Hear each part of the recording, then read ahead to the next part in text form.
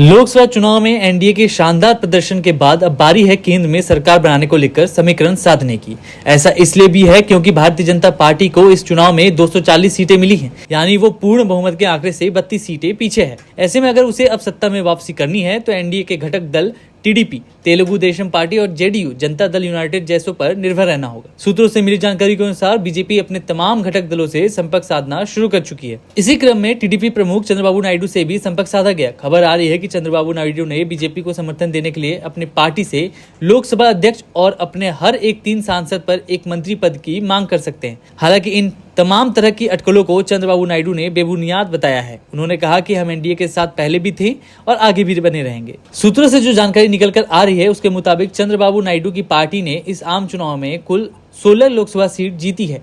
ऐसे में नायडू जिस तरह से अपने 3 सांसदों पर एक मंत्री पद मांग रहे हैं, अगर वो हो गया तो नई सरकार में उनके कुल 5 केंद्रीय मंत्री हो सकते हैं। साथ ही चंद्रबाबू नायडू ने अपनी पार्टी के लिए लोकसभा अध्यक्ष का पद भी देने की मांग की है। हालांकि इन तमाम खबरों को लेकर अभी तक आधिकारिक तौर पर टीडीपी या बीजेपी की तरफ से कोई बयान नहीं आया है। एनडीए की सरकार बनती है तो इसमें टीडीपी के साथ साथ नीतीश कुमार की जेडीयू की भी अहम भूमिका होगी।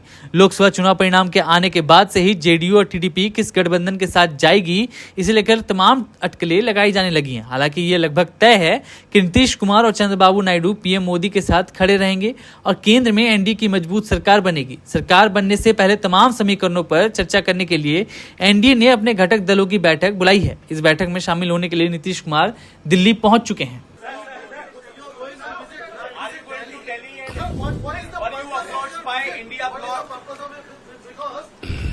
No, don't bother. No. Hear me, I say. You are very loud. You want news always. I am also experienced. I have seen so many political changes in this country. We are in NDA. I am going for NDA meeting.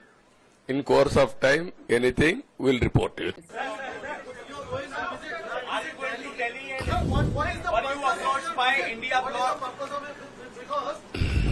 No, don't bother. No. Hear me, I say. You are very loud. You want news always. I am also experienced. I have seen so many political changes in this country. We are in NDA. I am going for NDA meeting. In course of time, anything will report to you.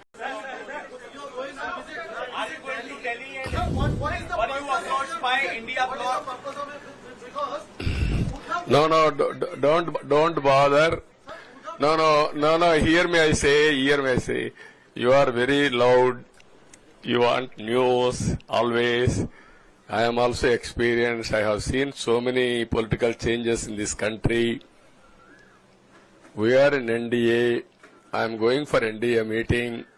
In course of time, anything will report to you.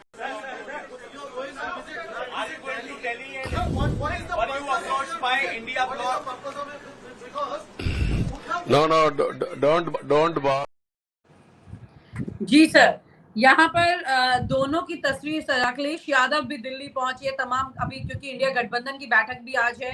NDA की तो अभी थोड़ी देर में बैठक है, क्योंकि अब जब एनडीए की जो बैठक है उसमें नीतीश कुमार और चंद्रबाबू नायडू की दाल नहीं गली, मोदी इन्हें नहीं मना पाए, इनके मन मुताबिक चीजें नहीं दे पाए, तो फिर उसके बाद इंडिया गठबंधन की बैठक में ये जा सकते हैं, इसमें कोई ज्यादा शक नहीं नजर आता है सर।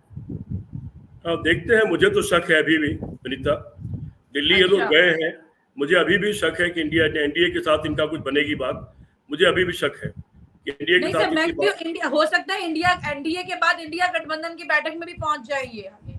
नहीं, वो हो सकता है। राजनीति में अभी उन्होंने कहा चंद्रबाबू नायडू ने कि मैंने राजनीति के बहुत सारे उतार चढ़ाव देखे हैं और मैं बताता हूँ आपको। उन्होंने कोई ये नहीं कहा कि मैं एनडीए के साथ हूँ, एनडीए के साथ जा रहा हूँ। उसके पहले वो सेक्युलरिज्म का, लोकतंत्र की बात कर चुके, ईडी सीबीआई इनकम टैक्स के दुरुपयोग की बात कर चुके वो, और ये भी कह चुके कि मोदी से बेहतर तमाम नेता है जब नेतृत्व का सवाल आया। अखिलेश यादव जी ने बड़ा मैच्योर बयान दिया है, एक समझदारी का बयान दिया है। उन्होंने उत्तर प्रदेश में एक अच्छी विजय हासिल की है इस दौरान, और निश्चित तौर पर उनका एक बड़ा रोल है। अगर कोई केंद्र सरकार बनती है तो उनका भी एक बहुत बड़ा रोल है और बहुत बड़ी भागीदारी है। और अखिलेश जी चूंकि मुलायम सिंह यादव के पुत्र भी हैं और मुलायम सिंह यादव जी के सारे लोगों से रिश्ते बहुत घनिष्ठ हैं, वो चाहे चंद्रबाबू नायडू हो, चाहे नीतीश कुमार हो या कोई भी हो, इन लोगों से बड़े घनिष्ठ रिश्ते रहे हैं। उसके नाते अखिलेश भी अगर चाहें तो एक भूमिका अदा कर सकते हैं। सब लोग अखिलेश जी उनके लिए उसी तरह है, मुलायम सिंह का बेटा होने के नाते जैसे कोई सोच सकता है कोई बड़ा आदमी, वैसे रिश्ते उनके हैं, तो वो भी अपनी एक अच्छी भूमिका अदा कर सकते हैं। इसीलिए मैंने कहा था कि अगले 24 घंटे हमको इंतजार करना पड़ेगा। आज की रात बहुत ही, जिसको कहते हैं राजनीति पे कत्ल की रात, आज की रात के तमाम डेवलपमेंट, तमाम मीटिंगें जो देर रात तक चलेंगी, मैं मानता हूं कि आज देर रात तक बहुत सारे हेक्टिक दिल्ली में मीटिंगें होगी, बहुत सारे घटनाक्रम घटेगा और कल कहीं कुछ तस्वीर मुझे साफ होती हुई दिखलाई पड़ रही है। जी विनीता जी। जी सर, कुल मिलाकर के यहाँ पर आज तो मुझे लगता नहीं सर तस्वीर पूरी साफ हो पाएगी। आज तो सब टटोलने वाले मूड में बैठे होंगे। यहाँ पर एनडीए के साथ में भी अगर नीतीश कुमार और चंद्रबाबू नायडू दोनों ही अगर किसी सिरे तक पहुंच जाते हैं तब कहीं बात बन सकती है। लेकिन सर यहाँ पर मोदी के लिए क्या कहेंगे? नरेंद्र मोदी देखिए, अपनी इस तरह की जोड़ तोड़ केंद्र में अभी तक की नहीं थी उन्होंने। यहाँ पर सर मेरा सवाल ये है कि नरेंद्र मोदी काफी है जोड़ तोड़ के लिए या फिर बीजेपी का कोई और बड़ा नेता इसमें इन्वॉल्व हो सकता है? नहीं विनीता, नरेंद्र मोदी ने कभी भी बिना बहुमत की सरकार नहीं चलाई। वो हमेशा अपनी पार्टी और सरकार में तानाशाह बन के रहे, एक छत्र राज किया, जो चाहा उन्होंने किया, समझौतावादी उनका दृष्टिकोण कभी नहीं रहा। राजनाथ सिंह जैसा सीनियर आदमी, गडकरी जैसा काबिल और सीनियर आदमी, उनको दूध की मक्खी की तरह उठा करके उन्होंने किनारे कर दिया। गडकरी जैसे आदमी को उन्होंने अपनी इलेक्शन कमेटी से बाहर कर दिया। इसी तरह का उनका स्वभाव है, किसी भी मुख्यमंत्री को ताश के पत्ते की तरह उन्होंने फेंक दिया तो उनके ऊपर विश्वास नहीं किया जा सकता है उनके बारे में। और समझौते की सरकार चलाना उनका स्वभाव नहीं है, लोगों के साथ मिलजुल कर चलना या दबाव में रहना उनका स्वभाव नहीं है। दूसरी तरफ एक सवाल है मेरा, अच्छा नीतीश कुमार मान लीजिए मोदी के साथ चले जाए तो क्या पा जाएंगे? मुख्यमंत्री तो है ही, वो बदल ले तब भी अगर मुख्यमंत्री रहना चाहे तो उनको कोई नहीं हटा सकता। और तेजस्वी जैसा कंफर्टेबल जो कह रहा है कि मैं तो बाहर को समर्थन देने को तैयार हूँ, बिना सरकार में शामिल हुए भी आपको समर्थन दूंगा, मैं आपको गिरने नहीं दूंगा किसी हालत में, क्योंकि तेजस्वी जानते हैं कि मेरे पास उम्र है और अभी अगर मैं साथ भी रहता हूँ तो अगला मौका मेरा है। तो इससे ज्यादा कंफर्टेबल क्या हो सकता है? और दूसरी बात, नीतीश कुमार के पास ऐसे कोई बहुत बड़े लीडर्स नहीं है जिनको मंत्री बनवाना चाहे। अपनी सरकार में भागीदारी चाहेंगे, जो चाहेंगे वो किसी भी सरकार में हो जाएगी। सेम स्थिति चंद्रबाबू नायडू की है। नीतीश कुमार के लिए मौका जरूर है कि प्रधानमंत्री या उप प्रधानमंत्री ये तेजस्वी को मुख्यमंत्री बना के अगर चाहे एक बड़े ओहदे पर दिल्ली में आ सकते हैं, प्रधानमंत्री या उप प्रधानमंत्री, जो समझौता जिस तरह का हो जाए, जो उनके समझौते में आ पाए, क्योंकि कांग्रेस पार्टी बड़ी पार्टी है, उसकी 100 के करीब 99 सीटें हैं। निश्चित तौर पर प्रधानमंत्री तो अपना रखना चाहेगी वो, लेकिन उप प्रधानमंत्री का एक पद जरूर ऐसा है जो दिया जा सकता है। तो नीतीश कुमार के लिए एक मौका हो सकता है। चंद्रबाबू नायडू का जहां तक सवाल है, चंद्रबाबू नायडू के 2-3 शर्तें हो सकती हैं। एक तो हो सकता है कि लोकसभा अध्यक्ष अपना बनवाना चाहेंगे, और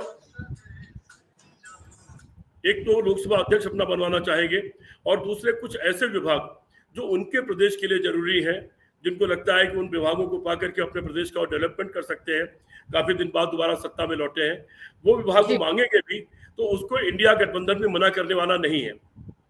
जी विनीता जी, यानी कि कुल मिलाकर के यहाँ पर नरेंद्र मोदी के लिए मुश्किलें काफी ज्यादा बढ़ रही हैं।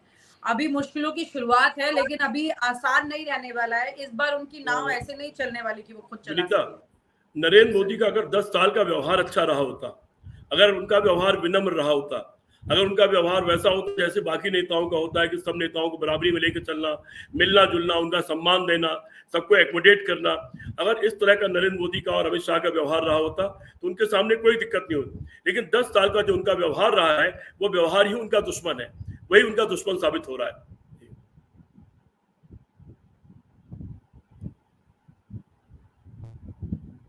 आपकी आवाज चलेगी सर, शायद इसीलिए सवाल उठ रहे हैं कि इस बार नरेंद्र मोदी के लिए एनडीए वाली ये सरकार चलाना बहुत ज्यादा मुश्किल होने वाला है। देखते हैं कि आज एनडीए की मीटिंग में क्या होता है, क्योंकि उम्मीद बहुत ज्यादा कम है।